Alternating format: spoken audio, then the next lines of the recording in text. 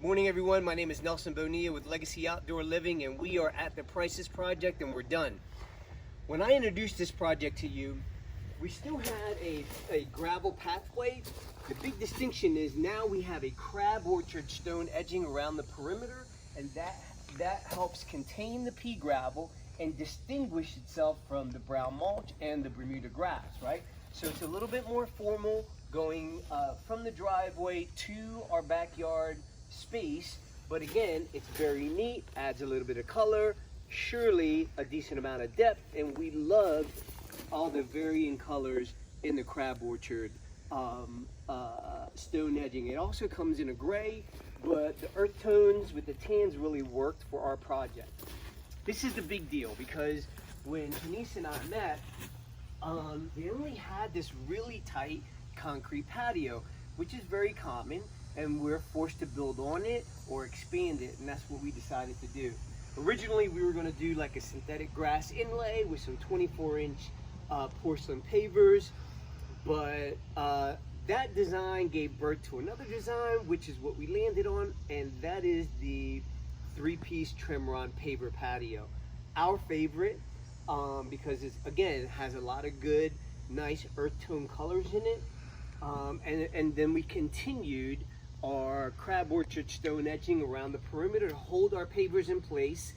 Our pavers come with a polymeric bonding sand, and what it does is it fills in all of our joints and bonds the pavers together, so it's no longer a pervious surface.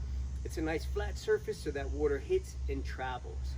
But as you can see, a simple 160 square foot expansion didn't quite double our square foot space, but it certainly made it a lot more comfortable, right? So we had this really cool cabana gazebo, but we didn't have much more room beyond that. So that 160 square feet of pavers allowed us additional sitting, and of course, the big thing was Mr. Price's cooking island. So our cooking island is made out of a fieldstone stack.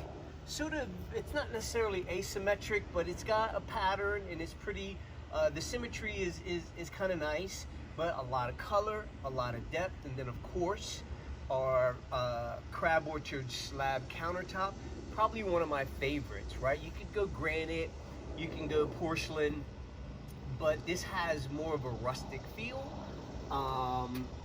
and it just goes with the nice muscular taste of the cooking island. And then of course the positioning has always been really important to us, right? Traditionally, we're always pushing out our outdoor kitchen cooking island out to the perimeter so that we can have all this square footage for seating.